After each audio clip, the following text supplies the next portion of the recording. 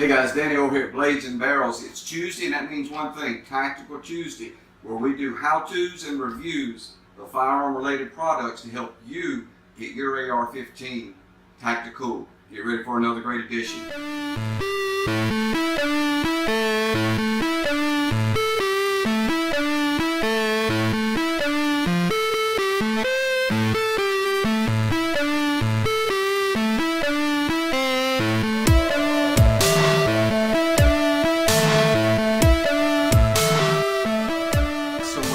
Shop tonight rather than at our table for today's Tactical Tuesday.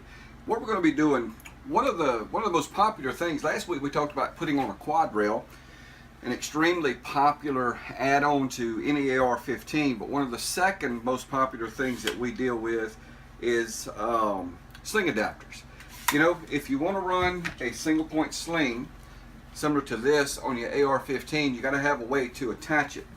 Most people, you know, think that this little D-ring here in the back is a good way to attach it, and it is. It's okay. The only problem is that when you run a single point sling here, it's going to let the rifle hang very low. So one of the most common and popular things to fix that problem is to change this end plate right here and to put a sling adapter. Now this is what we call a sling adapter, and what we're going to do is we're actually going to change this because people ask me all the time, you know, if it's difficult to change, and they're not difficult, but there's a few things about this that you need to know, or you're going to lose some springs, and you're going to be calling me and asking me if I can send you a spring. So, first of all, what we're going to do is we're going to use our vise. So we just put the lower on our little vise block here.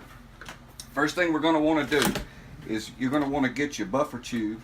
Hang on a second, let me put my glasses on. You know, I'm getting old, so I can't see halfway. So want to get your buffer tube, and I mean your buffer and your spring out of the way. You get a little ornery sometimes. Now, you don't have to take your stock off. Some people want to pull those off, but we don't have to do that. But we are going to have to loosen up the castle nut. Now, this is an armorer's wrench. You don't have to have this, but it's going to help. Some people take a little tape, get some channel locks or whatever. We're going to use this castle nut wrench, or this part of the wrench, and we're just going to begin to loosen that. Now, one of the first things you need to contend with, let's back this castle nut all the way up here, all right? One of the first things we're going to want to contend with is this detent spring right here in the back. This is your end plate. This is what we're going to be changing. And there's a little spring right here. It is the detent spring for this rear takedown pin. So you got to be cautious of that, because if you pull this off not knowing that's there, it's going to bounce out on you, and it's probably going to be gone. So what I always like to do is back off, know it's there, loosen up the tension, and just simply pull it out, set it to the side. Now don't forget to put it back, because it plays a very vital role in this. Now, the other thing is your detent spring here, your buffer detent. And basically what I do is I just kind of take my thumb, push down a little bit, and then I just start unscrewing my buffer tube. Now once I get it past that point, obviously you can just let it go up.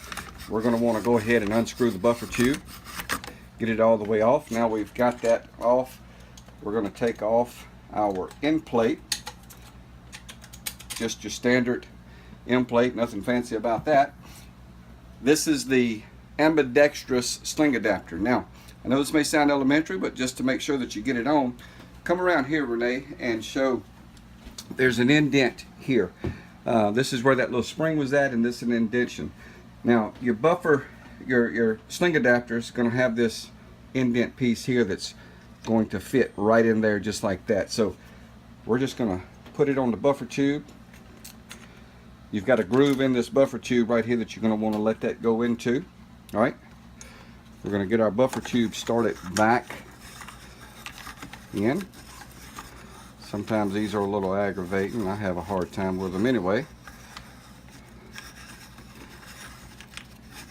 Well, alright, there we go. So we got that going. So now what I do, and it's just the way I do it, I take my thumb and once again I hold down on that detent spring, and I just, now you don't have to drive this buffer tube all the way. If you do, what you're going to do is your buffer tube is going to stick out too far up here, and it's not going to allow your lower receiver. You just want the lip of it to ride right over that detent. All right.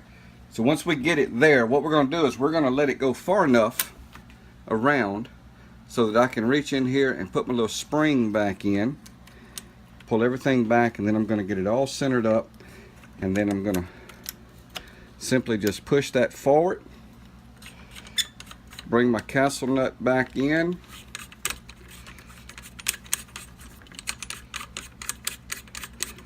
and again we're going to tighten this down with our trusty armor's wrench.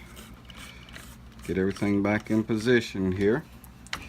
Now, I always like to leave my stock on because it kind of gives me support to hold things straight, because when you tighten this up, if you don't have if everything's not properly aligned, your stock will be out of position whenever you put it back on. So, and look, you don't have to get down on these things, snug them up, and there you have it.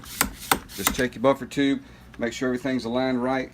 So now we're going to replace our spring. Pops right in. There.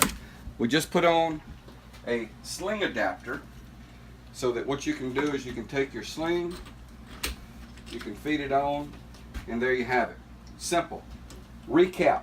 You got detent and spring here that that is being held by the buffer tube. You've got a detent spring back here that is holding your rear takedown pin. Be cautious of those two when you pull this buffer tube off. Those are they're small springs, and if you lose them, you're going to have a hard time finding them. So, look, that's about it, guys. Real easy, real simple. A good modification, allows you to put a single point sling on your rifle. Of course, we sell all this. We have it. We'll put it on for you. If you don't have the tools, you don't need all of this. It can be done without it, but it does help. Hey, this has been Tactical Tuesday. Hope this has helped you. God bless, and happy shooting.